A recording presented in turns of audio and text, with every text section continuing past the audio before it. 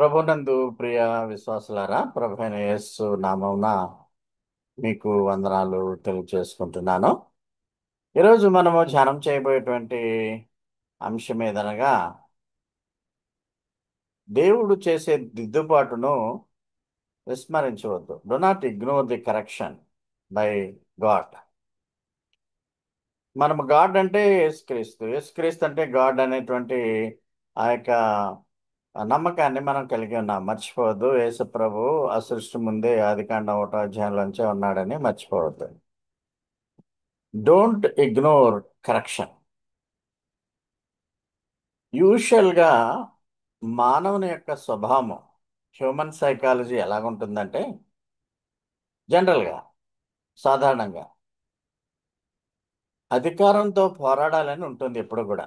ఆ అధికారము దేవుని అధికారమైన, మా తల్లిదండ్రుల అధికారమైన, లేకుంటే ఆమ్, ఒకవేళ ఉద్యోగం చేస్తుంటే పై అధికారుల పైన అయినా ఆ యొక్క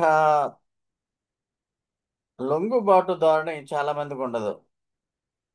అంటే అధికారంతో పోరాడాలని మానవులకి మొదటి నుంచి ఉన్నటువంటి స్వభావం అది. అదేం కొత్తగా వచ్చింది కాదు. దేవుని మీద తిరుగుబాటు, తల్లిదండ్రుల మీద తిరుగుబాటు, పెద్దల అధికారం మీద తిరుగుబాటు, ఇవి జనరల్గా మనుషుల్లో మనం గమనించవచ్చు. ఎందుకంటే మానవుడు స్వేచ్ఛాజీవిగా ఉండాలని కోరుకుంటాడు. తన మీద ఎవరి పెత్తనం ఉండకూడదు, నేను ఒకడు లోబడి ఉండకూడదు, ఒకడు విధేయత చూపించాలని అనుకోడు. మన పనేదో మనం చేసుకుపోతా ఉంటాము. ఒకరి కింద లోబడి ఉండాలనేటువంటి ఉద్దేశాలు ఉండవు. మనం ఏం ఆలోచించుకున్నామో ఆ పనులు చేసేసుకుంటా ఉండాలని ఉంటుంది మనకి. ఈ అంటే ఒక అధికారానికి లోబడి ఉండకుండా ఉండేటువంటి స్వభావము సాతానుది. ఆ సాతాను స్వభావము తిరుగుబాటు స్వభావం. దేవుని సింహాసనం దగ్గర ఒక సేవకుడుగా ఉన్నటువంటి సాతాను ఎందుకు పడిపోయాడు, ఎందుకు దేవుడు తోసివేశాడు పరలోకం నుంచి అంటే, ఓన్లీ దేవుని అధికారం మీద తిరుగుబాటు చేయడం వల్ల. తిరుగుబాటు అనేది సాతాను యొక్క లక్షణం. అంటే ఎవరైతే మనుషులు తిరుగుబాటు ధనాన్ని కలిగి ఉంటారో, విధేయత, పెద్దలకు విధేయత లేకుండా పోవడం, తల్లిదండ్రులకు విధేయత లేకుండా పోవడం, దేవుని మీద విధేయత ఉండకుండా పోవడం అనేది తిరుగుబాటులోకి వస్తుంది. సో మరి దీన్ని ఎలాగ అధిగమించాలి అంటే, ఈ స్వభావాన్ని, ఈ యొక్క మానవ స్వభావము దేవునికి ఇష్టం కాదు. ఇటువంటి స్వభావాన్ని ఎలాగ అధిగమించాలంటే, దేవునికి విధేయత చూపించాలి, దేవుని చిత్తానికి విధేయత చూపించాలి, దేవుని మాటలకు లోబడాలి. దేవుడు అంటే మన ఎదురుగుండా ఏమి ఉండడు కదా. అయితే బైబిల్ వాక్యాలని మనం చదువుకున్నప్పుడు లేక విన్నప్పుడు, అవి మనతో మాట్లాడుతున్నప్పుడు మనము తప్పనిసరిగా వాటికి లోబడి ఉండాలి, విధేయత చూపాలి. చైల్డ్ సైకాలజీలో కాస్బీ యొక్క ఇంటర్ జనరేషనల్ పెర్వర్సిటీ అనేటువంటి ఒక సిద్ధాంతంలో మొదటి నియమం ఇది. కాస్బీ అంటే సైంటిస్ట్ పేరు. ఈ థియరీ ప్రకారము ఇంటర్ జనరేషన్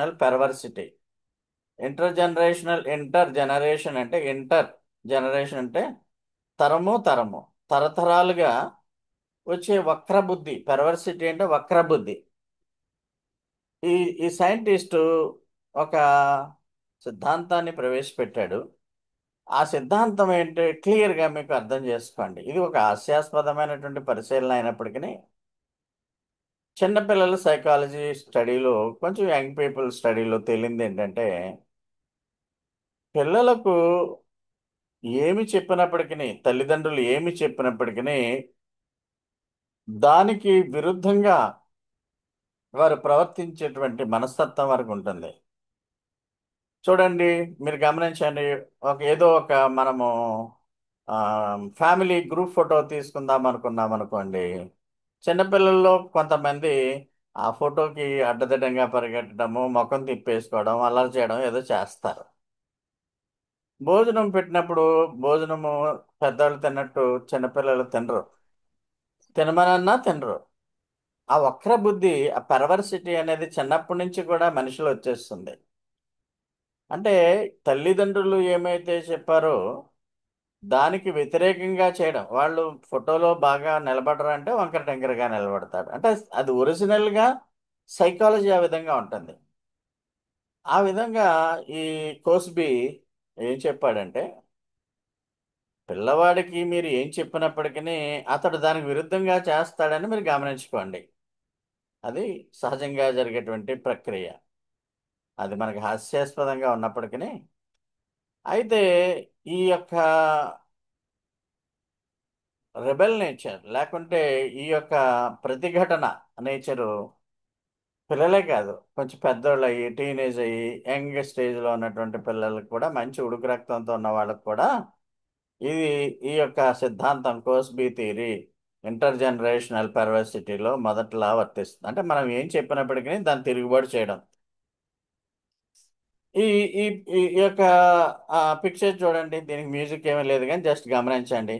ఈ పిక్చర్లో తల్లి కొడుకుతో చెప్తుంది, జాగ్రత్తగా డ్రైవ్ చేయరా, ఈ వంకర టెంకర మార్గంలో వెళ్ళడం ఎందుకు, మనం మంచి మార్గం ఉంది కదా, ఈ షార్ట్ కట్లో వెళ్ళిపోతున్నాం, ఎందుకు ఇలాగా చేస్తున్నావు, నువ్వు స్పీడ్గా వెళ్తున్నావు, అలాగే వద్దురా బాబు అని చెప్తుంది. ఎంత చెప్పినప్పటికీ దానికి తిరుగుబాటు చేయడమే పిల్లల యొక్క ఉద్దేశం కదా. ఆ విధంగా ఆ, ఆ బండి యాక్సిడెంట్ అయిపోయింది. సో చెప్పిన మాట వినకుండా ఉంటే అది ప్రమాదానికి గురవుతుందని ఆ యంగ్ మైండ్స్ గుర్తుపెట్టుకోవు. వాళ్ళకి తెలియదు కూడా, ఎవరో హోటల్లో చూసి ఆశ్చర్యపోతున్నారు, ఏదో కారు గుద్దేసి మంటలు వచ్చేసాను. అందులో మా ఒకవేళ కాలోచి ఎరగడము, హాస్పిటలైజ్ చేయడం, ఈ ఈ ఈ మిగతా కార్యక్రమాలన్నీ అలాగే జరుగుతూ ఉంటాయి. ఏ మనుష్యుడు కూడా, ఒక స్త్రీ లేక పురుషుడు, ఎవ్వరూ కూడా పరిపూర్ణులు కాదు. ఎవరు ఖచ్చితంగా నేను పర్ఫెక్ట్ పర్సన్ అని ఎవరూ చెప్పలేరు. కొంతమంది అయితే పర్ఫెక్ట్గా ఉంటారు, కొంతమంది ఉండకపోవచ్చు. ఎవరు పరిపూర్ణులు కాదు. 100% కొంతమంది ఆ, ఉండరు. ఒక 80%, 70% పర్ఫెక్షన్ ఆఫ్ ది క్యారెక్టర్స్ ఉంటే మంచిదే. ఈ విధంగా పిల్లల్లో వక్ర బుద్ధి ఉన్నట్లు మనలో కూడా దేవుడు ఏం చెప్తాడో దానికి వ్యతిరేకంగా చేయడం. చూడండి, చర్చిలో ఎన్నో సంవత్సరాల నుంచి ప్రసంగాలు వింటున్నప్పటికీ ఏ వాక్యం కూడా ఏం చెప్పారు అన్నది ఒక గంటలో అడిగితే మర్చిపోతారు. అది ఈవిల్ అలా చేసేస్తుంది. కాబట్టి దేవుడు ఎన్ని మాటలు, ఎన్ని వాక్యాలు, ఎన్ని ప్రసంగాలు మనకు చెప్పినా అవి మనసులోకి వెళ్లకుండా అడ్డగించేస్తుంది సాతాను. అంటే మన మనసులో సాతాను చెప్పాడులే పాస్టరు, వాక్యంలో మామూలే కదా, మనకు తెలుస్తుంది కదా అంటాం కానీ వాక్యాన్ని అనుసరించి నడవడం అనేది జరగకుండా సాతాను అడ్డగించేస్తుంది. పర్వర్సిటీకి కారణం సాతాను. కొంచెం పెద్దవాళ్ళలో కూడా 35, 30 ఏళ్ళు, 40 ఏళ్ళు ఉన్న వాళ్ళకు కూడా వాక్యము తొలి దశలోనే మనసులోకి చొరబడకుండా మధ్యలోనే అడ్డగించేస్తుంది. ఇంకా వాక్యానికి లోబడ్డం అనేది అది చాలా కష్టం. పిల్లలకు ఉన్నటువంటి వక్రబుద్ధి కోస్బీ ఇంటర్ జనరేషనల్ పర్వర్సిటీ లాగా తరతరాలు వక్రబుద్ధి పెద్దల్లో కూడా ఉంటుంది, క్రైస్తవుల్లో కూడా ఉంటుంది, విశ్వాసుల్లో కూడా ఉంటుంది. కొన్నిసార్లు వాక్యం మనం చెప్తా ఉంటుంటే, చెప్పావులే వాక్యం, దేవుడు మాకేం చేశాడు అంటా ఉంటారు. సో మనము మరి తిరుగుబాటు ధోరణిని ఎలాగా దాన్ని నిర్మూలించాలి, క్రైస్తవుడిగా మనము ఎలా నిర్ ఈ తిరుగుబాటు ధోరణి లేకుంటే ధిక్కార ధోరణి అనేది మనకు ఉండకూడదు. మనం విశ్వాసం అయ్యాం కాబట్టి. అప్పుడు మనకి దేవుడు ఒక రోల్ మోడల్ ఇచ్చాడు ఈ భూమి మీద. యేసు ప్రభు జీవించి వెళ్ళిపోయాడు. ఆయన జీవితాన్ని మనము చూస్తూ విధేయత చూపించవలసిన వారమై ఉన్నాము. యేసు ప్రభు ఆయన మరణమైతున్నప్పటికీ విధేయత చూపించాడని బైబిల్లో రాయబడింది. అంటే విధేయత, the most important thing for the Christian to be perfect is obedience. ఈ ఒబీడియన్స్ అనేది లేకపోతే అసలు దేవుడికి ఒబీడియంట్గా ఉండటము, వాక్యానికి లోబడి ఉండటము లేకపోతే ఈ క్రిస్టియానిటీ వ్యర్థం. నామకార్థపు క్రైస్తవులు అనమాట వాళ్ళు, నామకార్థపు పాస్టర్లు అనమాట. సో ఇది లోపించింది ఈ దినాల్లో. ఈ ధిక్కార ధోరణి సంఘాల్లో పెరిగిపోయింది, మనుషుల్లో పెరిగిపోయింది. అది మనం కంట్రోల్ చేసుకోవడానికి యేసు ప్రభువుని ప్రతిసారి కూడా మనం జ్ఞాపకం చేసుకుంటూ ఉండాలి. ఆయన జీవిత విధానాన్ని మనం గమనించుకోవాలి. ఈ పిల్లలు ధిక్కార ధోరణితో ఉన్నప్పుడు, యూత్లో ఉన్న వాళ్ళు కూడా ధిక్కార ధోరణితో ఉన్నప్పుడు, తిరుగుబాటు ధోరణితో ఉన్నప్పుడు వాళ్ళని తల్లిదండ్రులు ఏదో విధంగా ఆ, మార్చాలని శిక్షిస్తూ ఉంటారు. వాళ్ళని చంపేయాలని ఏ తల్లిదండ్రులు అనుకోరు. బిడ్డలు సరైన మార్గంలో లేకపోతే దుర్మార్గుడైనా వాడిని చచ్చిపోవాలి అని కోరుకోడు, కానీ వాడు మారాలని శిక్ష వేస్తూ ఉంటారు. ఆ శిక్షను నువ్వు భరించి ఇంకా రిబెల్ అవ్వకుండా ఉంటే చాలా మంచిది. దేవుడు కూడా మన పట్ల శిక్ష వేస్తాడు అని ఆదివారం నాడే మీకు చెప్పాను. ఒకసారి దేవుడు అందుకనే, నా కుమారుడా, నువ్వు నా కుమారుడు కనుక నువ్వు దుర్బీజువు కాదు, అక్రమ సంతానం కాదు కనుక నీవు నేను వేసే శిక్షణను నువ్వు దానిని స్వీకరించు అన్న వాక్యాన్ని కూడా మన హెబ్రీ గ్రంథకర్త రాసింది చూసాం. చాలా మంది తల్లిదండ్రులు పిల్లలు ఆ, ఒకవేళ వాళ్ళు చిన్నప్పటి నుంచి క్రిస్టియానిటీలోను దైవభక్తిలోను పెంచినా వక్ర బుద్ధితో ఈ bad friends influence, bad habits, dark habits సమాజంలో ఉన్నవన్నీ కూడా వాళ్ళకి అంటుకోవడం వల్ల ఈ సాటనిక్ పీపుల్గా మారిపోతారు విశ్వాసులు కూడా. అలా మారకుండా ఉండడానికి తల్లిదండ్రులు చిన్నప్పటి నుంచి దైవికమైన క్రమశిక్షణలో పెంచాలి. పెంచినా మారిపోతారు కొన్నిసార్లు. వాళ్ళకి సరైన విధానంలో వాళ్ళ వాళ్ళ యొక్క క్రమశిక్షణ లేకపోవడం వల్ల మీకు కొంతమంది బ్యాడ్ పేరెంట్స్ చెప్పినప్పుడు దేవుడు ఒక ఏలి మీద ఒక నెపం వేస్తాడు. ఏలి కుమారులు ఏలి ఒకే రోజున చచ్చిపోతారు ఈ దేవుని ఉగ్రదృశ్యం. నువ్వు వాళ్ళని క్రమశిక్షణలో పెట్టే విధానంలో నువ్వు పెట్టలేకపోయావు. నాకంటే ఎక్కువగా నీ బిడ్డలను ప్రేమించావని ఒక నెపం వేస్తాడు ఏలి అని గొప్ప యాజకుడి మీద. ఏలి మంచి యాజకుడు. నాకంటే ఎక్కువగా నీ కుమారుల్ని నువ్వు ఫినియాస్ ఆఫ్ నేను ప్రేమించుచున్నావు. వాళ్ళని క్రమశిక్షణ చేసావు, కానీ క్రమశిక్షణలోకి వచ్చే విధంగా నువ్వు చేయలేకపోయావు అని నెపం వేస్తాడు. అలా కొంతమంది మరి పిల్లలు ఉన్నప్పుడు తల్లిదండ్రులు ఏం చేయాలి అంటే దేవుని ప్రార్థిస్తూ దేవునికి అప్పగించి గ్రాడ్యువల్గా మారాలి. మారే వరకు వెయిట్ చేయాలి. తప్పిపోయిన కుమారుడు కదా మనకు తెలుసు. తప్పిపోయిన కుమారుడు తప్పిపోయాడు కదని ఆవిడ సర్వనాశనం అయిపోవాలి, చనిపోవాలని తండ్రి కోరుకోలేదు. ఎప్పుడుకో వస్తాడు అనుకున్నాడు, వచ్చాడు. మన బిడ్డలు కూడా కొన్నిసార్లు మన మాటను ధిక్కరించి ఆ, వ్యతిరేకమైనటువంటి పరిస్థితుల్లోకి వెళ్ళేటప్పుడు మనము ప్రార్థనతో దీర్ఘకాలము వెయిట్ చేయవలసి ఉన్నది. అలా సహించాలి, అంతేగాని వాళ్ళు నాశనం అయిపోవాలి, చచ్చిపోవాలి, నా కుమారుడు నాకు వ్యతిరేకంగా మారాడు అన్న విధానంలో మనము మనము మనము వాళ్ళని శపించకూడదు. ఆ, ఎందుకంటే దేవుడు మనల్ని ఎంతగానో ప్రేమించాడు. తన ఏకైక కుమారుణ్ణి మన పాపాల నిమిత్తము బలి అవ్వడానికి ఈ లోకంలోనికి ఆయన పంపించాడు యేసుప్రభుని. మన కోసం యేసును త్యాగం చేశాడు ఆయన ఏకైక కుమారుడు. మన బిడ్డలను మనము పెంచే విధానంలో కొంచెము ఇబ్బందులు వచ్చినప్పటికీ, సుదీర్ఘకాలము పట్టినప్పటికీ ఓపికతో వారు మారే వరకు కూడా దేవుని యొద్ద మనము మాట్లాడాలి. దేవుని యొద్ద మనము ఆయన్ని యాచించాలి.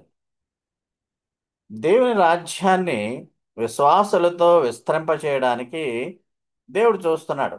దేవుని రాజ్యం అంటే భూమి మీద ఉన్నటువంటి విశ్వాసులు, చర్చ్ ఆఫ్ గాడ్ వారే కాదు, అందరూ కూడా, అందరు విశ్వాసులు కూడా విధేయతతో ఉండాలి అని అనుకుంటున్నాడు. దేవుని రాజ్యంలో ఉండేటువంటి విశ్వాసులు, మీ కొండ మీద ప్రసంగంలో ఇది పలుసార్లు చెప్పాను. దేవుని రాజ్యంలో ఉండడానికి శిష్యులుగా ఉండాలి, ఆయనకు విధేయత చూపించాలి, ఆ యేసు మీద ప్రేమ చూపించాలి. ఆ క్వాలిటీస్ ఉంటేనే దేవుని రాజ్యంలో మనము నిలకడగా ఉండగలుగుతాం. సో అటువంటి వ్యక్తులు విశ్వాసం ఉండాలి, విధేయత చూపాలి, శిష్యులుగా ఉండాలి అన్న వ్యక్తులే దేవుడు కోరుకుంటున్నాడు. నువ్వు చూసుకుంటే నువ్వు ఒక అంగుళ దూరము నువ్వు సాతాను కొరకు నడిస్తే సాతాను నిన్ను ఒక మైలు దూరం నడిపిస్తుంది. అంటే దీని అర్థం ఏంటంటే సాతానుకు సపోర్టివ్గా నువ్వు కొన్ని పనులు చేస్తే వ్యతిరేకంగా నువ్వు 2 పనులు చేస్తే 2,000 పనులు నీకు వ్యతిరేకంగా చేయించేస్తుంది. ఒక అంగుళం దూరం నువ్వు నడిస్తే ఇస్తే సాతాను నేను 1 మైల్ దూరం తీసుకెళ్ళిపోతుంది. అలా తీసుకుపోవడం వల్ల జరిగే నష్టం ఏంటంటే విశ్వాస భ్రష్టులు అయిపోతారు, మత భ్రష్టులు అయిపోతారు, అపోస్టసీ. కాబట్టి శోధనకి చోటు ఇవ్వకూడదు, అపవాదికి చోటు ఇవ్వకూడదు.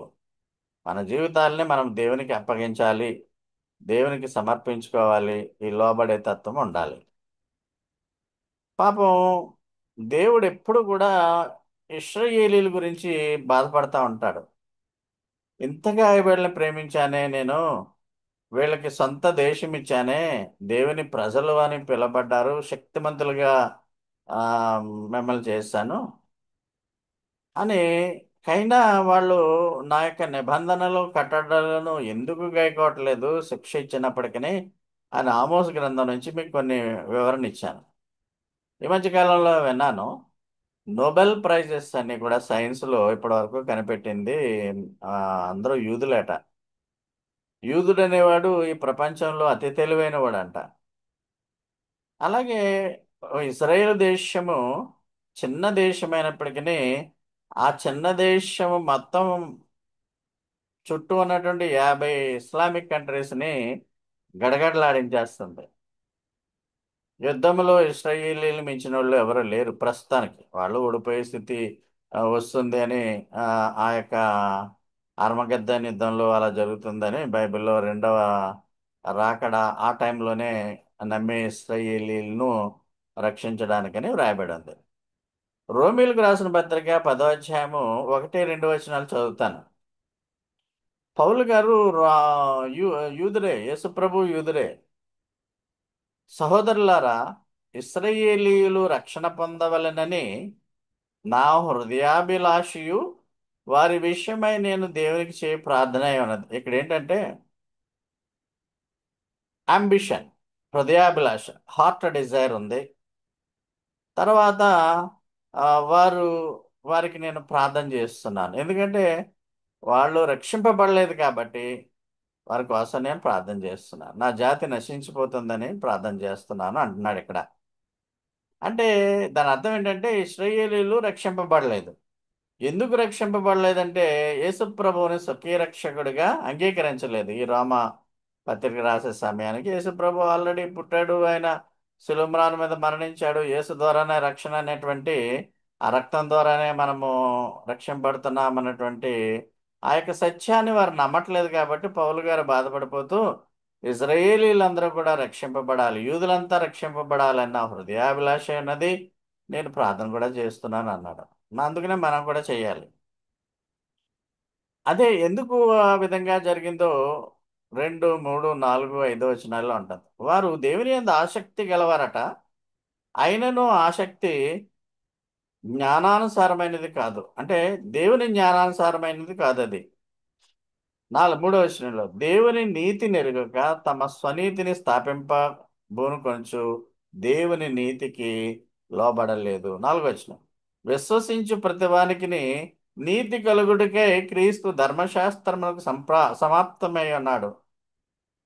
అంటే విశ్వసించు ప్రతివాడు, రోమా 5:9 ఎక్కువ మీకు చెప్తా ఉంటాను, క్రీస్తు రక్తం ద్వారా మీరు నీతిమంతులుగా తీర్చబడుతున్నారనే మాట.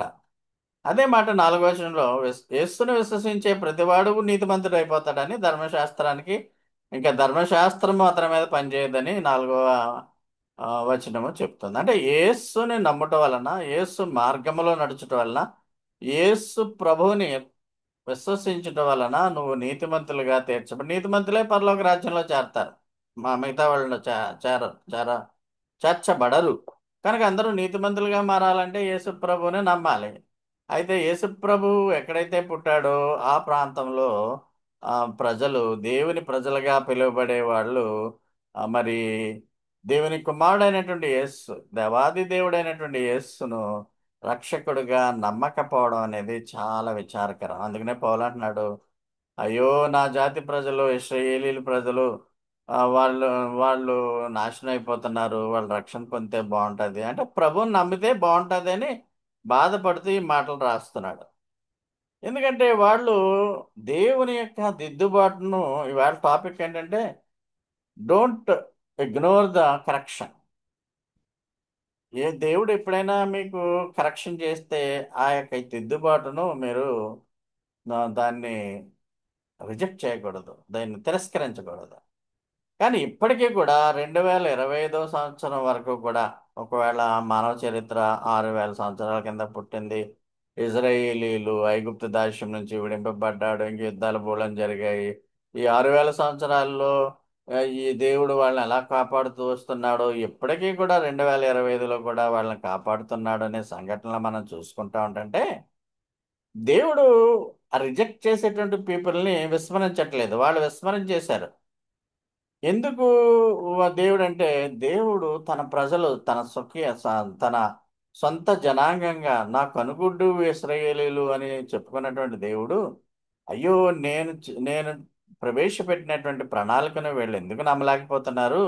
యేసుని నమ్మని చెప్పాను కదా, మిగతా ధర్మశాస్త్రము, ఆ 10 కమాండ్మెంట్స్, లేకుండా నీతిగా బ్రతకడం అవన్నీ కాకుండా యేసు అవి చేయాలి, యేసు ప్రభు నమ్మట్లేదని దేవుడు వాళ్ళకి అనేకమైనటువంటి అవకాశాలు ఇస్తున్నాడు. కానీ అవకాశాలు వాళ్ళు స్వీకరించట్లేదు, ఆ కరెక్షన్ స్వీకరించట్లేదు. నీ జీవితంలో కూడా అనేక మార్లు నీకు మొట్టుకాయలు తగులుతూ ఉంటాయి, ఇబ్బందులు వస్తూ ఉంటాయి, శోధనలు, జబ్బులు, జ్వరాలు, అనారోగ్యాలు, లేకుంటే నీ ఫైనాన్షియల్ క్రైసిస్లో పడిపోతావు, నువ్వు కుటుంబాన్ని సరిగ్గా చూడలేకపోతున్నావు, సంఘాన్ని సరిగ్గా చూడలేకపోతున్నావు, లేకుంటే సమ్ సార్ట్ ఆఫ్ ప్రాబ్లం, నీకు హెడేక్ వచ్చేటువంటి ప్రాబ్లమ్స్ వస్తూ ఉంటాయి.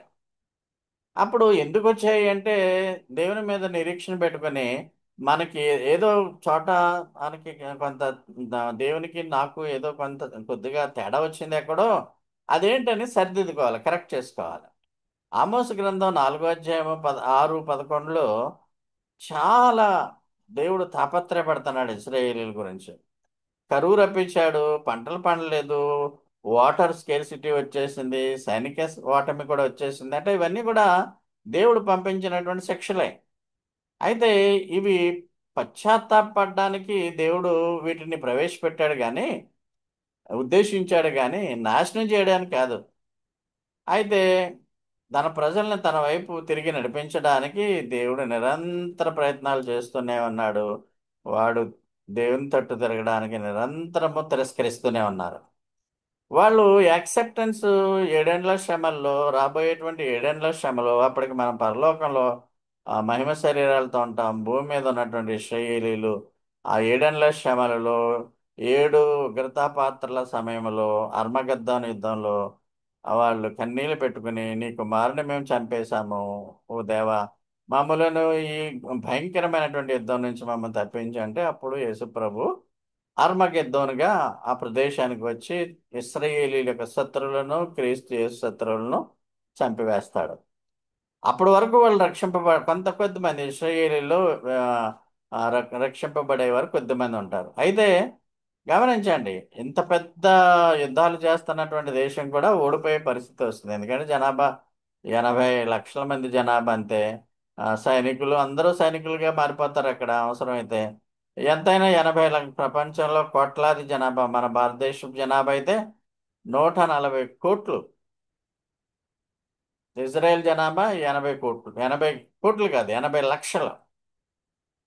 అయితే వాళ్ళకి మరి దేవుడు ఆస్వాదించాడు టెక్నాలజీ, వాళ్ళకి గొప్ప తెలివితేటలు ఇచ్చాడు కాబట్టి వాళ్ళు ఈ తెలివితేటలన్నీ కూడా దేవుడు ఇచ్చాడని దేవుని గనపరచకుండా వారిని వారు గనపరుచుకుంటారు, స్వనీతిని గనపరుచుకుంటారు. సో ఆమోస్ గ్రంథం 4వ అధ్యాయము 6-11లో కొన్ని మీకు తెలుగులో తెలియకపోతే ఇంగ్లీష్లో చూసుకోవాలి. మీ పట్టణములన్నిటిలో నేను మీకు దంతశుద్ధి కలుగజేసేదని అన్నాడు. ఇది నాకు అర్థం అవ్వలేదు. దంతశుద్ధి ఏంటి అంటే, ఏమైనా దంతాలని శుద్ధి చేసుకోవడమా? అప్పుడు వెంటనే చూస్తే ఎంటీ స్టమక్స్ అని ఉంది బైబిల్లో. అంటే మీకు కడుపు ఎప్పుడు కూడా ఎండబెట్టేస్తాను, మీకు ఆహారం లేకుండా పెట్టేస్తానని అర్థం వస్తుంది అక్కడ. అది తర్వాత లైన్లో ఉంది, మీరున్న స్థలములన్నింటిలో మీకు ఆహారం లేకుండా చేసినాను, మీరు నా తట్టు తిరిగిన వారు కారు. మీకు కడుపు మండిపోయి కాలిపోయేటువంటి పరిస్థితులు వస్తున్నాడు, దంతశుద్ధిని ఎందుకు ఇచ్చాడో మనకు తెలియదు. మరి ఎంటీ స్టమక్స్ కలుగ చేస్తున్నాను, అందువలన చేత ఈ రక్షింపబడిన వారు యేసు ప్రభువుని ఎరిగిన వారు యెహోవా దేవుని ఎరిగిన వారు కాదు కదా ఈ ట్రాన్స్లేషన్ అని బ్రాహ్మణులు చేశారు. కొంచెం ఏ తేడా అప్పుడప్పుడు ఉంటాయి. మనం దాన్ని ఇంగ్లీష్ బైబిల్ కేజీబీ వెర్షన్ చూసుకుని మార్చుకోవాలి. ఇది ఫర్ ఎగ్జాంపుల్ ఇది ఒక 6వ వచనంలో దంతశుద్ధి అంటే ఎంటీ స్టమక్స్ అని ఉంది. 7, 8 వచనాల్లో వర్షం లేకుండా చేసేస్తాను, తాగడానికి కూడా నీళ్ళు లేకుండా చేసేసాను, అయిపోయింది, మీరు నా తట్టు తిరగలేదు అంటే శిక్ష వచ్చేసినా తిరగట్లేదు.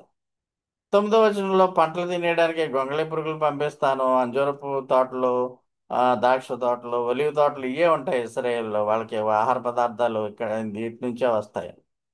వాటిని కూడా పరుగులు పంపించినా మీరు మారలేదు, నా తట్టు తిరగలేదు అని అలాగా ప్రతి వచనంలో చివరి భాగం 10వ వచనంలో తెగుళ్ళు వచ్చాయి, మీకు కూడా తెగుళ్ళు వచ్చేసాయి, యుద్ధాలు యుద్ధాలు కూడా మీ మీద వస్తున్నాయి, మీ శత్రువులు కూడా మీ యొక్క ఆస్తులను కొలబెట్టేసుకుంటున్నారు, అయినా మీరు తిరగలేదు అంటే సింహం ఇక్కడ గర్జించేసింది.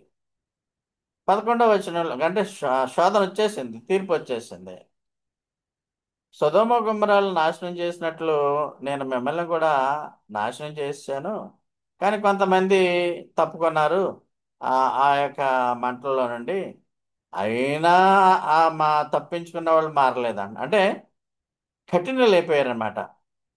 ఫరో రాజు మరి యెహోవా దేవుడి వల్లే ఈ 10 ప్లేగులు వస్తున్నాయని మోషే ద్వారా వాళ్ళ ప్రజలకి, ఐగుప్తు ప్రజలకు వచ్చినటువంటి ఆ యొక్క వ్యాధులు ఆయన వల్ల వస్తున్న భయపడేవాడు, మళ్ళీ హృదయాన్ని కాఠిన్యం చేసుకునేవాడు, వాళ్ళని ఆ దా ఐగుప్తు దాస్యం నుంచి విడిపింపబడడానికి అనుమతి ఇచ్చేవాడు కాదు, హృదయం కాఠిన్యం అయిపోతా ఉండేది, భయపడుతుండేవాడు, కాఠిన్యం అయిపోద్ది. అలాగే ఇక్కడ ఇశ్రాయేలీయులు హృదయాన్ని కఠినం చేసేసుకున్నారు. యెహోవా దేవుడు శిక్షలు మన మీదకి వేస్తున్నారు, ఎందుకు వేయాలి, మేము మేము ఏర్పాటు చేసుకున్నటువంటి జనాంగం కదా నీ బహుశా వాళ్ళు అనుకుంటున్నారేమో. అది ఎప్పుడు పూర్వకాలం నుంచి ఉంది, ఇప్పుడు ఉందో లేదో మనకు తెలియదు కానీ పూర్వకాలం ఇప్పుడు కూడా ఉంది. వాళ్ళు దేవుడు ఏ స్వరంతో మాట్లాడినా, సింహగర్జన స్వరంతో మాట్లాడినా వినకపోతుండటంతో వారి మీదకి తీర్పు వచ్చేస్తుంది. పరోలాగా హృదయాన్ని కాఠిన్యం చేసేసుకుంటున్నారు వాళ్ళు. అదేవిధంగా మనం అప్లై చేసుకోవాలంటే కడవరి కాలంలో మనుషులు అంటే విశ్వాసులు కూడా హృదయ కాఠిన్యత పెరిగిపోతుందంట, వాత వేయబడినటువంటి మనసు వచ్చేస్తుందట. డోంట్ కేర్ అంటే సున్నితమైన హృదయం పోయి కఠినమైన మనసు వచ్చేస్తుందట. ఏమైతే చస్తావా, చచ్చిపోతాం, ఇలాంటి మాటలు మాట్లాడుతూ ఉంటారు కదా కొంతమంది. అయ్యో నేను మారుతాను దేవుని యొక్క ఆ, మరి ఆయన శిక్ష అంటే నరకానికి పంపించేయడం కాదు, ఇక్కడే రోగాలు, బాధలు, ఇబ్బందులు, యుద్ధాలు, తెగుళ్ళు, కోవిడ్-19 వంటి తెగుళ్ళు ఇలాంటివి పంపించినప్పుడు ప్రపంచంలో జరిగినటువంటి సంఘటనలు సొదొమ గొమొర్రా లేకుంటే ఆ యొక్క 40 దినాలు జలప్రళయము ఎందుకు వచ్చిందంటే పాపం పెరిగిపోవడం వల్ల దేవుని ఉగ్రత వస్తుంది. దేవుని ఉగ్రత వచ్చినప్పటికీ అది ఉగ్రతనే ఇక్కడ తీర్పు అంటున్నాడు. ప్రజలు మారరు, ఎందుకంటే హృదయము కఠినం అయిపోతుంది అనమాట. పరో హృదయము కఠినం అయిపోయినట్లుగా మీ హృదయాలను కఠినం చేసుకోకండి. నిర్గమకాండం 7వ అధ్యాయం 13, 14. ఇన్ఫాక్ట్ మనమంతా కూడా కఠిన హృదయం కాదు, కానీ కొంతమంది క్రైస్తవులు హృదయాలను కఠినతరం చేసుకుంటూనే ఉంటారు, వాళ్ళు పశ్చాత్తాపడరు. మనం ఒకవేళ పొరపాటు చేస్తే ప్రభు అని క్షమించని అడుగుతాం. డైలీ సిన్స్ చర్చ్ ఆఫ్ గాడ్లో ఏం చెప్తారంటే డైలీ సిన్స్ గురించి కూడా మనము ప్రభు దగ్గర పదాల దగ్గర మన సొంత ప్రార్థనలో క్షమాపణ అడగాలి అని చెప్తా ఉంటారు. సో మనుషులు ఇంక్లూడింగ్ విశ్వాసులు పశ్చాత్తాపడకపోతే ఈ ప్రకృతి విపత్తులు ఈ విధంగా వస్తాయి, ఆర్థికంగా దేశాన్ని కూడా అవి నాశనం చేస్తాయి అని విశ్వాసులు భావించాలని దేవుడు కోరుకుంటున్నాడు. కనుక ఆయన మాటలు విన్నప్పుడు, ఆయన స్వరం విన్నప్పుడు మనం మారవలసినటువంటి పరిస్థితి ఉంటుంది. అయితే చాలామంది మోడర్న్ పీపుల్ ఏమనుకుంటారంటే ప్రకృతి తన పని తను చేసిపోతుంది, ఇట్స్ ఎ గాడ్స్ యాక్ట్, దేవుడు అలాగ ఒకసారి చేస్తూ ఉంటాడు, పోయేవాళ్ళు పోతారా అని అనుకుంటా ఉంటారు. ఎక్కువగా ఈ దినాల్లో ఆధునిక ప్రజలు సైన్స్ అండ్ టెక్నాలజీని ఉపయోగించుకుంటున్నారు, కానీ ఉపయోగించుకొని రక్షించుకుంటున్నారు. సైన్స్ అండ్ టెక్నాలజీ ఎప్పుడూ రక్షించదు. ఫర్ ఎగ్జాంపుల్, ఒక భూకంపం వచ్చిందనుకోండి, భూకంపము ఆపడం ఎవరి తరం కూడా కాదు. భూకంపాన్ని వస్తుందని కూడా కనిపెట్టడం చాలా కష్టం. తుఫాను కనిపెట్టడం కష్టం కాదు, కానీ సూచనలు ఇవ్వచ్చు. కానీ భూకంపం కనిపెట్టడానికి ఇప్పుడు వరకు కూడా టెక్నాలజీ రాలేదు. అది కూడా ఒకవేళ వస్తుందేమో. ఎయిడ్స్ వ్యాధికి ఆ, వ్యాక్సిన్ లేదు, కనిపెట్టలేదు ఇప్పుడు వరకు. 30 ఏళ్ళైనా ఆ వ్యాధి ప్రబలి.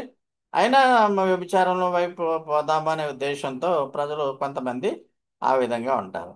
సో ఆధునిక ప్రజలు, including some Christians, science and టెక్నాలజీనే దేవుడు అనుకుంటారు. ఆ సైన్స్ అండ్ టెక్నాలజీ వల్ల మనము రక్షింపబడుతున్నాము అని అనుకుంటారు. విశ్వాసులు ఆ విధంగా ఉండకూడదు. వరదలను అరికట్టలేరు, తుఫానులు అరికట్టలేరు. వర్ష వర్షం ఎలాగొస్తుందో వాళ్ళు కృత్రిమ మేఘాలకు సృష్టించి వర్షాలు కురిపించవచ్చు, కానీ సీజనల్ రైన్స్, ఈ మన్సూన్ రైన్స్ వాళ్ళ తరం కాదు. సో ఈ విధంగా ప్రజలు మరి ఎక్కువగా విగ్రహాలంటే బొమ్మలనే కాదు, సైన్స్ టెక్నాలజీని నమ్ముకోవడం కూడా అది విగ్రహారాధన అంటాడు దేవుడు. అంటే యేసు ప్రభువుని లేక దేవుణ్ణి కాకుండా నువ్వు దేన్నైతే ప్రయారిటీ ఇస్తావో అది విగ్రహంగాని మనం భావించాలి. సో అన్యులేమి, యూదులేమి, కొంతమంది క్రైస్తవులేమి ఈ విగ్రహాలైనటువంటి సైన్స్ లేక తెలివితేటలు టెక్నాలజీ మీద ఓ మన మన మన టెక్నాలజీ మనల్ని రక్షిస్తుంది అని అనుకుంటున్నారు, కానీ సమయం వచ్చినప్పుడు అది రక్షించదు. మధ్యలో ఫెయిల్ అయిపోవచ్చు. It may fail. మరి చూడండి, మన 270 మంది విమానంలో ప్రాణాలు గాల్లో ఎగిరిపోయాయి. మరి టెక్నాలజీ ఏమైపోయింది? విమానం కూలిపోయి అహ్మదాబాద్లో. అంటే ఫెయిల్ అయిపోతాయి కొన్నిసార్లు. మా ఇవన్నీ యాంత్రికమైన యంత్రాలు ప్రతిసారి కూడా సరిగ్గా పనిచేయాలని రూల్ ఏమీ లేదు. సో మనము we must depend upon God. ఒకవేళ నిజంగా చచ్చిపోయినా పరలోకంలో ఉంటాం అనేటువంటి కాన్సెప్ట్లో విశ్వాసులు జీవించాలి. అందుకనే మత్తయి సువార్తలో ఈ ఆధునికమైనటువంటి ప్రజలు క్రిస్టియన్స్ని ఏమంటున్నాడు అంటే, ఇశ్రాయేలీలు, యూదులు మనల్ని కూడా విగ్రహాలతో పోలుస్తున్నాడు. ఎలాగా? అవి కళ్ళుండి చూడలేవు, మా నోరుండి మాట్లాడలేవు. మత్తయి 13 నుంచి 13వ అధ్యాయం 14-15లో ఇదే ఉంది. మనస్సు తిప్పుకొని నా వలన స్వస్థత పొందకుండునట్లు వారి హృదయం కొవ్వుపోయింది. నా దగ్గర రమ్మంటే రావట్లేదు వాళ్ళు. చెవులు వినుటకు మందములైపోయారు. తమ కన్నులు మూసుకుని ఉన్నారు. వినుట మట్టుకు విందురు గాని గ్రహింపరు అని ప్రజల గురించి మత్తయి సువార్తలు అన్నాడు. అదే యెషయా గ్రంథం 6 అధ్యాయం 9-10లో అంటున్నారంటే కళ్ళుండి చూడలేరు గుడ్డోళ్ళు, అలాగే మా చెవులుండి వినలేరు, వీళ్ళు చెవిటోళ్ళు అని అంటున్నట్టుగా అంటున్నాడు. విగ్రహాలతో పోల్చేశాడు వీళ్ళని. సో విపత్తులు వచ్చినప్పుడు ఆ విపత్తులు ఎందుకు వస్తున్నాయి అంటే నిన్ను కరెక్షన్ చేయడానికి అనేది. నిన్ను అంటే మిమ్మల్ని అని కాదు, నన్నని కాదు, జనరల్గా విశ్వాసులు అలాగా భావించాలి. విపత్తులు వచ్చినప్పుడు భయపడాలి. అయ్యో, మనకి విపత్తు వస్తే మనం ఏమైపోతాము? ఇజ్రాయేల్ ఇరాక్ యుద్ధాలు జరుగుతున్నాయి, వాళ్ళు అణుబాంబులు వేసుకునే స్టేజ్కి వచ్చారు, సర్వనాశనం అయిపోయే స్టేజ్కి వచ్చారు. అయ్యో, మనము ఒక 2 రోజులు ఊ, దాంట్లోనే భయపడిపోయి ఇరు దేశాలు ఎంత లాస్ తట్టుకోలేమని మానేస్తారు. వాళ్ళు కూడా ఎంతకాలం చేస్తారు? వాళ్ళు ఒప్పుకున్నంత కాలం చేస్తారు. వనరులు అయిపోతే వాళ్ళు చతికిల పడిపోతారు కదా. మానవ ప్రయత్నాలు ఆ విధంగా ఉంటాయి. అయితే ఎందుకు వచ్చింది ఈ యుద్ధము, లేక ఎందుకు ఈ కోవిడ్-19 లాంటి వ్యాధులు ఎందుకు వస్తున్నాయి, ఎందుకు భారీ ప్రాణ నష్టాలు వస్తున్నాయి, విమాన ప్రమాదాలు ఎందుకు జరుగుతున్నాయి అంటే ఆ రోజుకి బాధపడతారు. ఆ రోజే డామ్ డూమ్ అని హడావుడి చేస్తారు. ప్రమాదం జరిగిన తర్వాత మళ్ళీ 2వ రోజు నుంచి కామ్ అయిపోతారు. బాధపడే బంధువులు కూడా 3వ రోజుకి మళ్ళా నెమ్మది అయిపోతారు. అది మానవ నైజం. మా ఇలాగైపోయారని మనం ఏం అనకూడదు. అయితే ఈ మానవ నైజం ఇందాక కోస్బి ఇంటర్ పర్వర్షన్ ఇంటర్ జనరేషనల్ పెర్వర్సిటీ ఇది ఎలా చెప్పానో నేచర్ అంతే అండి. సృష్టిలో మనుషుడు అలా ప్రవర్తిస్తూ ఉంటాడు. ఇన్ని ఇబ్బందులు వస్తున్నా పశ్చాత్తాపడలేదట. ఈ కడవరి కాలంలో కూడా ఎక్కువ విపత్తులు వస్తాయి. మత్తయి సువార్త ఆ, 21వ అధ్యాయము, లూకా సువార్త 24, మత్తయి 24, లూకా 21లో ఉన్నటువంటి ఆ యొక్క తెగుళ్ళు, వ్యాధులు, యుద్ధాలన్నీ మనం గుర్తుపెట్టుకోవాలి. ఆమోస్ గ్రంథము 4వ అధ్యాయము 11 నుంచి 13 వరకు చదివితే, మీరు నా సన్నిధికి రండయ్యా, సిద్ధపడండి, గాలి పుట్టించేవాడు నేనే, చీకటిని కమ్ముకునేవాడు నేనే, మనుషులకు ఉపాయాలు చెప్పేవాడు నేనే, ఉన్నత స్థలం మీద సంచరించు దేవుడును సైన్యములకు అధిపతి యెహోవా అని పేరు ఆయనకు. నన్ను మీరు ఆశ్రయించండి అన్నా వాళ్ళు ఆశ్రయించట్లేదంట. 8వ శతాబ్దం క్రీస్తుపురం, 8వ శతాబ్దం యూదులకు చెప్తున్నాడు. అప్పటి నుంచి వాళ్ళు ఫరో చక్రవర్తి దగ్గర నుంచి కూడా డిజోబీడియన్స్ వల్ల పాపం వాళ్ళు ఇప్పటికీ కూడా శ్రమలు పడుతున్నారు. వాళ్ళ కోసం మనం ప్రార్థన చేయవలసిన వారమే ఉన్నాము. మన పాపాలని ఎదుర్కొని పశ్చాత్తాపడాలి. పాపాలు ఉన్నాయని మా మనం పశ్చాత్తాపడాలి. దేవుని కోపం సరైనదే. పిల్లలు ఆ శిక్షించడానికి తల్లిదండ్రులు వాళ్ళు చావాలని కోరుకోరు, వాళ్ళు మంచి మార్గంలో పెట్టాలని కోరుకుంటారు. పిల్లల్లో మీకు ఫాదర్స్ డే రోజున కూడా చెప్పాను, మీలో మీరు చెడ్డవారయుండి మీ బిడ్డలకు మంచి ఈవుల్ని ఇవ్వాలనుకుంటున్నారు. మీ తండ్రి మీకంటే చాలా గొప్పవాడు, మంచివాడు, మీకెన్ని మంచి ఈవులు ఇస్తాడు అన్నాడు. అంటే ఒక చేపను అడిగితే ఆ, ఒక గుడ్డును అడిగితే స్కార్పియన్ తేలు, ఆ, ఆ, చేపను అడిగితే పాము ఇస్తాడా ఎవడైనా? రొట్టె అడిగితే కొడుకు రాళ్ళు ఇస్తాడా? చెడ్డవాళ్ళైనా అప్పు చేసైనా వాళ్ళకి మంచి ఇవ్వాలని చూస్తారు కదా మీ తండ్రి. మిమ్మల్ని ప్రేమించే తండ్రి ఆ, మీకు సమస్తమును అనుగ్రహించడాన్న మాట మీకు గుర్తు చేశాను. సో దైవ బిడ్డలు ఇప్పుడు కూడా దేవుని మీద ఆధారపడేటువంటి మాటలు మాట్లాడాలి. అన్యులతో కలిసినప్పుడు లేకపోతే నామకార్థపు క్రైస్తులతో మాట్లాడినప్పుడు అవిశ్వాసుల్లాగా మాట్లాడకూడదు. నేను నేను పట్నమందు బాకానాదం ఒక ట్రంపెట్ వినిపించాను, జనులు భయం పుట్టకుండా ఉంటుందా? యెహోవా చేయనిది పట్టణంలో ఉపద్రవం జరుగుతుందా? ఉపద్రవం అనేది యెహోవా చేయాలట. సో ఆ ఈ ఈ యొక్క స్టడీ నుంచి తేలింది ఏంటంటే, మనుషులు దారి తప్పిపోయినప్పుడు దేవుడైన యెహోవా విపత్తులను, అది నోవా జల ప్రళయం అవ్వచ్చు, సుధమ గమ్మరాలు అగ్ని గంధకాల్లో నాశనం అయిపోయినట్టు ఉంటాయి. మన జీవితాల్లో కూడా మనకు విపత్తులు వస్తాయి. ఎందుకు వస్తాయి అంటే, మనం ఒకవేళ అక్రమమైన మార్గంలో ఉంటే, రెబెల్ టైప్లో ఉంటే ఆ విధంగా మనం ఉంటాం. దేవుడు మన జీవితాల్లో జోక్యం చేసుకుంటున్నాడంటే చేసుకుంటున్నాడు. యెషయా 45:7 అంటాడు, వెలుగును సృష్టించాను, చీకటిని సృష్టించాను, శాంతిని కూడా నేనే సృష్టిస్తాను, విపత్తును కూడా నేనే సృష్టిస్తాను, నేనే యెహోవా ఆయన నేను ఇవన్నీ చేస్తున్నానని యెషయా 45:7 అంటాడు. సో దేవునికి తెలియకుండా ఏది జరగదు. మన మనకి వ్యవహారము, మన నడక పడక, మనము ఎంత రహస్యంగా చేద్దామన్నా ఆయన దగ్గర అవేమీ దాగవు కనుక మన యొక్క లోపాలను ఆయన దగ్గర మనం పెట్టి ఒప్పుకోవాలి. కాబట్టి మనకు పరీక్షలు వస్తాయి, విపత్తులు వస్తాయి, తిరుగుబాటు స్వభావము మనకు ఉండకూడదు. హెబ్రీ గ్రంథకర్త 11వ అధ్యాయము 8-22లో చెప్పినటువంటి విధంగా, అబ్రహాము, ఇస్సాకు, యాకోబు విశ్వాసులకు అది ఒక faith hall of faith, hall of fame అని ఉంటాయి. అందులో పెద్ద పెద్ద ఆ, ఆ, మంచి మంచి పనులు చేసేవాళ్ళు, ఈ యొక్క రికార్డ్స్ సృష్టించే వాళ్ళు అన్నీ ఉంటాయి. క్రికెట్ అనుకోండి, సునీల్ గవాస్కర్ ఫోటో ఉంటుంది, సచిన్ టెండూల్కర్ ఫోటో ఉంటుంది. ఎందుకంటే వాళ్ళు గొప్ప సెంచరీలు చేశారని అక్కడ ఆ, ఏం చేశారు అన్నది ఉంటుంది. హాల్ ఆఫ్ ఫెయిత్ లాగా, హాల్ ఆఫ్ ఫేమ్ లాగా, హాల్ ఆఫ్ ఫెయిత్ అని ఫిబ్రవరి 11వ అధ్యాయంలో మీకు పూర్వకాలంలో ఒక మెసేజ్ చెప్పాను. అది ముఖ్య ప్రసంగాల్లో ఉంటుంది. Hall of faith, hall of faith అంటే విశ్వాసుల గది. ఇప్పుడు ఆర్ట్స్ కాలేజీలో ఆ మెట్లు ప్రిన్సిపాల్ రూమ్కి వెళ్తా ఉంటుంటే నంబర్ ఆఫ్ ప్రిన్సిపాల్స్ పేర్లు ఉంటాయి. అందులో ఒక పేరు, నా పేరు ఉంటుంది. 2010 2013 మధ్యలో ప్రిన్సిపాల్గా డాక్టర్ గుమ్మడి శామ్యూల్ మోజెస్ అని పేరు రాసి ఉంటుంది. అది హాల్ ఆఫ్ ఫేమ్ కింద చెప్పుకోవచ్చు. గొప్ప విషయం అది. ఆ ఆ విధంగా పేరు ప్రఖ్యాతులు ఉన్నటువంటి విధంగా విశ్వాసుల్లో పేరు ప్రఖ్యాతులు ఉన్న వారిని కూడా హాల్ ఆఫ్ ఫెయిత్ అంటే విశ్వాసుల గదిలాగా ఆ 11వ అధ్యాయాన్ని భావించాలి.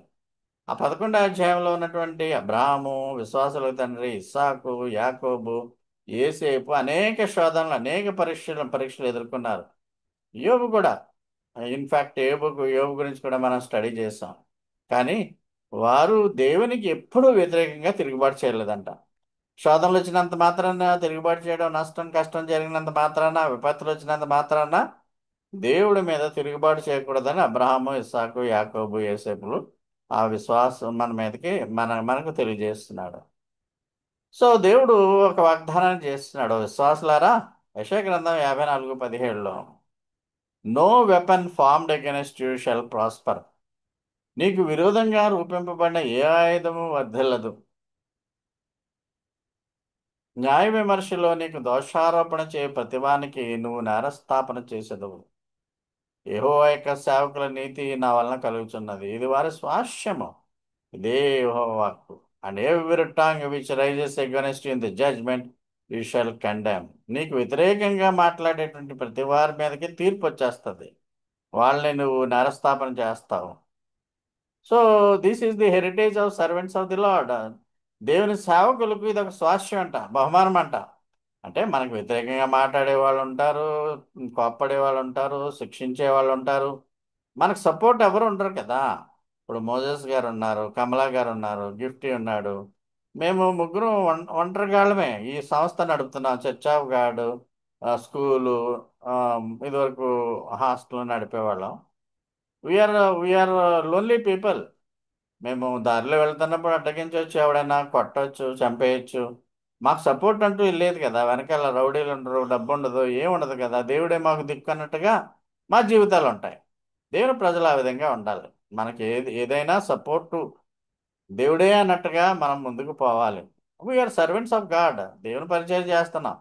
సో దేవుని పరిచారకులు ఇక్కడ ఎంత గొప్ప వాగ్దానం ఇచ్చాడంటే, దేవుని పరిచారకులకు స్వాస్యం ఏంటంటే, నీ మీద వ్యతిరేకంగా ఎవడుంటాడు నాశనం అయిపోతాడంట. యెషయా 54:17 చదవండి, ఇంగ్లీష్ తెలుగు చదవండి. సో ఏదైనా శిక్షలు కానీ తీర్పులు కానీ వచ్చాయంటే పిల్లల మీదకి మనం చచ్చిపోవాలని మనం బాధేం కదా. ఆ, మనం తీర్పు వాడి మీద ఎందుకు అలాగా శిక్షించాలంటే మారు మనసు పొందాలని. దేవుడు కూడా అదే విధంగా శిక్షలు ప్రాయశ్చిత్తాన్ని తీసుకురావడానికే ఆయన చేస్తున్నాడు. ఆయన ప్రజలు గురించి ఆయన ఇంకొక వాగ్దానం చేస్తున్నాడు, నేను ఎప్పుడు కూడా విశ్వాసులు నేను ఎప్పుడు విడవను ఎడబాయను అంటున్నాడు. అంటే we have to believe in that. దేవుని మాటలు నువ్వు వింటున్నావు కదా, నమ్మాలి. సో పశ్చాత్తాపడినప్పుడు నీకు ప్రశాంతత వస్తుంది, ఆశీర్వాదాలు వస్తాయి. మళ్ళా ఒకవేళ నువ్వు ఓ దేశమా నువ్వు ఒకవేళ యుద్ధంలో నష్టం కలిగితే మళ్ళీ పూడిస్తానంటున్నాడు, మళ్ళీ ఇల్లు కడతానంటున్నాడు, మళ్ళీ నీ పొలాలు బాగు చేస్తానంటున్నాడు. అంటే కొట్టువాడు ఆయనే, మళ్ళా కట్టువాడు ఆయనే విధంగా దేవుడని యెహోవా 15వ వచనము ఆమోసు 9:15 అంటాడు, నా వారి దేశమందు నేను వారిని నాటుదును. అంటే మీ దేశంలో మళ్ళా మిమ్మల్ని ఉంచుతాను.